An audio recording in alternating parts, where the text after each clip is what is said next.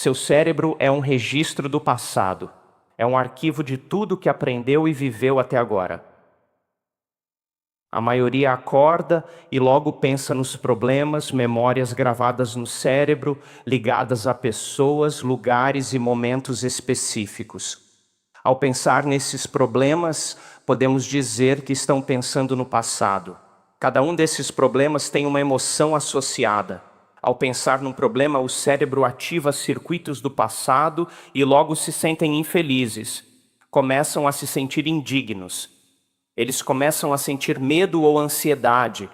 Pensamentos são a língua do cérebro e sentimentos do corpo. Como você pensa e sente, cria seu estado de ser. A maioria inicia o dia num estado derivado do passado familiar. Vivendo no passado familiar, criam um futuro previsível. Levantam e fazem uma série de comportamentos automáticos. Eles se espreguiçam. Depois pegam o celular, checam o WhatsApp, verificam as mensagens, olham os e-mails, conferem o Facebook, tiram uma foto dos pés, postam no Facebook, então tweetam. Depois no Twitter, em seguida veem as notícias e de repente estão conectados a tudo conhecido em suas vidas.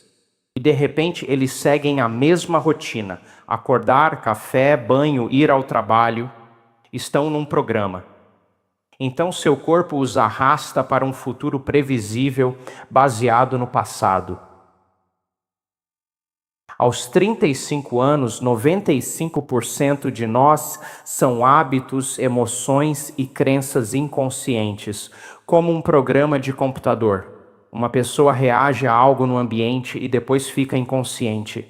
Na mudança, usam 5% da mente consciente contra 95% do subconsciente, após anos de repetição. Assim, a pessoa perde o livre-arbítrio para um programa rumo a um destino genético. Se não somos definidos por uma visão do futuro, então vivemos pelas memórias do passado. Nesse estado, a pessoa acredita mais no seu passado do que no seu futuro. Ela romantiza o passado, preferindo-o ao futuro, repetindo a mesma história em vez de criar uma nova. A neurociência mostra que a memória é criativa. 50% do que falamos sobre o passado é invenção. Assim, muitas pessoas revivem uma vida miserável que nunca tiveram de fato. Fazem isso porque reafirma sua identidade. Se alguém acorda se sentindo um fracasso, seus pensamentos refletirão esse sentimento. Vão pensar que são um fracasso. E quando pensam em fracasso, criam químicos no corpo para se sentirem mais fracassados. O cérebro checa o corpo que diz: você é um fracasso, e você pensa mais nisso. Esse ciclo de pensar e sentir condiciona o corpo a ser a mente da emoção, e o corpo não distingue entre experiência real e emoção criada só pelo pensamento. O corpo crê que vive a mesma experiência passada 24 horas por dia, 7 dias por semana, 365 dias por ano. A repetição desse ciclo condiciona o corpo a se tornar a mente dessa emoção. Agora o corpo está preso no passado e não se cria futuro novo agarrado às emoções antigas. Então você pergunta à pessoa: por que você é assim? Por que está sofrendo? Por que está infeliz? Por quê? Por que você sente tanto medo? E eles respondem: sou assim por uma experiência de 25 anos atrás. Quanto mais forte a emoção de um evento, mais alterado o estado interno, mais atenção à causa. Nesse momento, o cérebro tira um instantâneo, e isso é chamado de memória. As pessoas pensam nos circuitos dessas experiências passadas, sentem quimicamente dentro dos limites dessas emoções, e isso vira sua identidade. Então passam a vida toda esperando que algo externo mude como se sentem internamente. Mudar é ser maior que o corpo e a mente, superar hábitos automáticos e programas inconscientes. Agora, se você não é definido pela sua visão de futuro e acorda voltando aos sentidos, são eles que o conectam à realidade em que vive. Quando volta aos sentidos e vê as mesmas pessoas, vai aos mesmos lugares e faz as mesmas coisas no mesmo horário, é o ambiente externo que controla como pensa e sente. Podemos dizer então que seu ambiente externo controla seus pensamentos e sentimentos. Se pergunta a alguém, por que está de mau humor? E a resposta é, por causa daquela pessoa ou experiência, significa que a pessoa é vítima do ambiente, permitindo que o externo controle o interno. Então, quantos aqui acreditam que seus pensamentos influenciam seu destino? Curioso, não? Que o jeito de pensar afeta seu futuro. Você tem de 60 a 70 mil pensamentos por dia. Desses, 90% são os mesmos pensamentos do dia anterior. Se seus pensamentos moldam seu destino e 90% se repetem, sua vida fica igual, pois os mesmos pensamentos levam às mesmas escolhas. As mesmas escolhas sempre levam aos mesmos comportamentos. Mesmos comportamentos geram mesmas experiências que produzem as mesmas emoções que influenciam os mesmos pensamentos. Sua biologia, neurocircuitos, neuroquímica, hormônios e até expressão genética refletem como você pensa, age e sente. Então, faz sentido que ao aprender algo novo, você possa usar essa informação ao sair daqui e fazer uma nova escolha que levará a um novo comportamento. Um novo comportamento cria uma nova experiência. Uma nova experiência produz uma nova emoção. Uma nova emoção inspira novos pensamentos, e isso chamamos de evolução.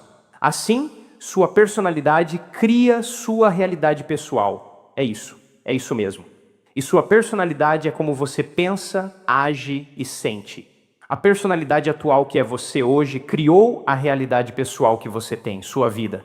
Se você pensa, age e sente igual, sua vida continua a mesma. Mas se ensinar as pessoas a mudar como pensam, agem e sentem, elas criarão uma nova vida. Então, a maioria tenta criar uma nova realidade com a mesma personalidade, mas não funciona. Você precisa se tornar outra pessoa. Pense nisso. Mudar é ser maior que seu corpo, a mente condicionada ao longo do tempo emocional e habitualmente. Mudar é também ser maior que seu ambiente, maior que as circunstâncias da sua vida. Grandes pessoas na história entenderam isso. Eram definidas por uma visão do futuro, vivendo como se já estivesse se manifestando. Não esperavam acontecer, estavam criando. Mudar é ser maior que o tempo, não preso ao futuro familiar ou previsível, nem ao passado. É ensinar a estar presente. Na hotelaria, ao fazer check-in, sei em 2 segundos se a equipe é treinada. Posso dizer, porque sei se estão se conectando autenticamente comigo, se estão presentes, se têm a capacidade de se conectar, colaborar, interagir emocionalmente, se tem alguma qualidade, alguma essência autêntica. E essa autenticidade, na verdade, é apenas treinamento, é ensinar às pessoas algumas habilidades bem simples. Então, na hora de mudar, o mais difícil é não fazer as mesmas escolhas que você fez no dia anterior. E no momento que decidir fazer uma escolha diferente, prepare-se. Vai ser desconfortável, vai parecer estranho, haverá alguma incerteza. Você não conseguirá prever o próximo momento. Agora, a maioria das pessoas diz, bem, olha, eu sofri pelos últimos 20 anos, hoje não vou reclamar, não vou culpar ninguém, não vou dar desculpas, não vou sentir pena de mim, chega de autopiedade, vou simplesmente parar. Eles pensaram e sentiram assim por 30 anos, e de repente vão parar. As primeiras 2 horas correm bem, aí quebram uma unha ou acaba o papel higiênico e o dia deles está arruinado. E de repente o corpo diz, ei, você tem alimentado a mesma química sentindo a mesma emoção, e agora há uma ruptura. Lembre-se, o corpo é a mente. Quando a pessoa faz uma escolha diferente, o corpo diz, deixe-me influenciar a mente. E ela ouve vozes, comece amanhã. Isso não parece certo. É culpa da sua mãe, é culpa do seu ex, nunca vou mudar. É muito difícil. Se respondem como verdade, esse pensamento leva à mesma escolha. A mesma escolha leva ao mesmo comportamento. O mesmo comportamento cria a mesma experiência. A mesma experiência produz a mesma emoção familiar. Isso reafirma sua identidade e dizem: isso parece certo, parece familiar. Mas ir do velho eu ao novo eu é a morte neurológica, biológica, química, hormonal e genética do velho eu. E nesse vazio, nesse desconhecido, é o lugar perfeito para criar. As pessoas me dizem: estou em mudança e não posso prever meu futuro. E eu sempre respondo o mesmo. A melhor forma de prever seu futuro é criá-lo, não do conhecido, mas do desconhecido. Que pensamentos você quer ativar no seu cérebro? Que comportamentos você quer demonstrar em um dia? E o ato de fechar os olhos, isso é neurociência agora. Podemos ensinar as pessoas a fazer isso e ensaiar mentalmente o que farão. Fazemos isso em empresas. A pessoa fica tão presente no que vai fazer ao ensaiar mentalmente que o cérebro não distingue o externo do interno. E começam a instalar o hardware neurológico no cérebro, se preparando para esse dia. O cérebro age como se já tivesse feito isso, e se você repetir, o hardware vira software. E sabe o que acontece? De repente, a pessoa começa a agir como alguém feliz. Bem, ela instalou os circuitos para isso. Começa a pensar de novas maneiras. Não há nada de mágico nisso. Então, dá para ensinar alguém a condicionar o corpo para o futuro? Ou seja, não esperar a vida mudar para sentir gratidão, plenitude ou amor. Esse é um modelo antiquado de realidade. Muitos esperam algo externo mudar como se sentem, vivendo na falta e separação. Mas ao ensinar o corpo a sentir o futuro, ele crê estar vivendo essa realidade agora. E o efeito disso é que eles sentem que já aconteceu e não buscam mais mudanças na vida. Eles são a própria mudança em suas vidas. Quantas pessoas entendem isso? Então trabalhamos com empresas sobre o conceito de criar uma cultura. Como mudar uma cultura e o que é cultura? Existe uma neurociência da cultura. Você tem um cérebro similar ao da pessoa ao seu lado, em termos de anatomia geral. Como a anatomia cerebral é parecida entre pessoas, temos traços universais. Sorrimos felizes, franzimos tristes, dormimos à noite, pegamos objetos igual e estrutura e função se relacionam. Mas temos traços individuais que refletem como nosso cérebro está conectado. Essa é a anatomia geral comparada à nossa anatomia microscópica. Você é diferente da pessoa ao lado por natureza e criação. É natureza ou criação? A resposta é sim, são ambos. Experiências, aprendizados e genes moldam seu cérebro. Qual é a ponte que conecta isso? Bem, é como ter uma mão. Todos têm mãos. Essa é a anatomia geral. Sua digital é seu traço individual. É a anatomia minuciosa. A cultura une traços universais e individuais. Culturas são criadas pelo ambiente. Do que é feito o ambiente? Pessoas, objetos, espaços, coisas, lugares e tempo. Um ambiente novo cria mudança cultural. As culturas geralmente se baseiam no passado. O ambiente é o que sustenta uma cultura. Uma cultura da Mongólia seria bem diferente de uma da Holanda, só pelo ambiente. Concorda? Assim, desenvolvem costumes, tradições, línguas e habilidades de sobrevivência. Têm hábitos, nuances, atitudes, crenças, arte, história e estruturas sociais próprias. Mas a maioria das culturas é definida pelo passado. Temos a ideia de mudar a cultura com uma visão de futuro, nossa realidade cultural futura. E há a memória do passado, nossa realidade cultural passada presente. Então, ao combinar intenção clara e emoção elevada, um líder faz isso bem.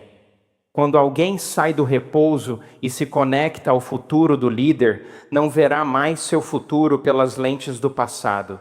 Eles enxergarão uma nova possibilidade, unindo intenção clara e emoção elevada, pensamento e sentimento criam um novo estado de ser, que é uma nova personalidade.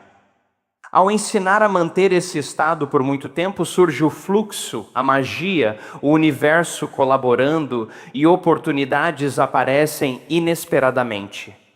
Manter as pessoas com as mesmas intenções inconscientes e emoções familiares as torna previsíveis e nada muda. Então, se combinarmos uma intenção clara com uma emoção elevada, começamos a mudar nosso estado sem algo externo. Tudo isso acontece no nosso ambiente interno. Se vivemos pelo passado, criamos memórias do ambiente externo. Estudamos 5 tipos de motivação. A mais alta é a motivação do dever, do propósito ou da missão. É uma visão maior que você mesmo. Quanto maior e mais inclusiva a visão, mais altruísta e inspiradora ela é. Essa é a forma mais elevada de motivação. Minha missão é transformar indivíduos para transformar o mundo ou a cultura. Vivo por isso todos os dias. Isso me faz levantar pela manhã. Posso viajar por 3 semanas seguidas. Não me importo em fazer isso. Volto por 4, 5 dias e saio por mais 3 semanas. Essa é minha vida, pois sou motivado pela missão. A próxima forma é a motivação por convicção pessoal ou de iniciativa própria, ou o que chamamos de motivação empreendedora. Não é a mais alta, mas ainda é uma forma elevada de motivação. É quando as pessoas dizem, vou fazer isso porque eu disse que faria. Mas quem tem motivação missionária, naturalmente, tem convicção pessoal. Isso se encaixa perfeitamente. A próxima forma é a motivação ética ou baseada na moralidade. Isso é bom e mal, certo e errado, positivo e negativo. É polarizado. Quando a pessoa é má, quer ser boa. Quando é boa, quer ser má. Não é uma forma muito alta de motivação, mas quem tem motivação de missão ou propósito, com convicção pessoal alinhada, tem senso de ética e moralidade. Isso simplesmente se encaixa. A próxima forma é a motivação egocêntrica ou de autoengrandecimento. É aqui que pessoas buscam atenção ou fama, não uma alta motivação, mas alguém com missão, convicção e ética naturalmente ganha reconhecimento. A menor motivação, veja só, é a financeira, a mais egoísta, e dá para notar isso numa pessoa de longe. Você concorda? Então, o que é missão, propósito, intenção? O interessante é que propósito ou missão são contínuos, nunca tem um fim. Pode ter o propósito de ir ao leste e nunca acabará ao leste. Pode ter o propósito de ser saudável e nunca esgotará a saúde. Sempre há mais saúde para se ter. Pode ter o propósito de ser rico, nunca tem fim, ou abundância, como quiser chamar. Pode ter o propósito de buscar conhecimento, e isso é contínuo.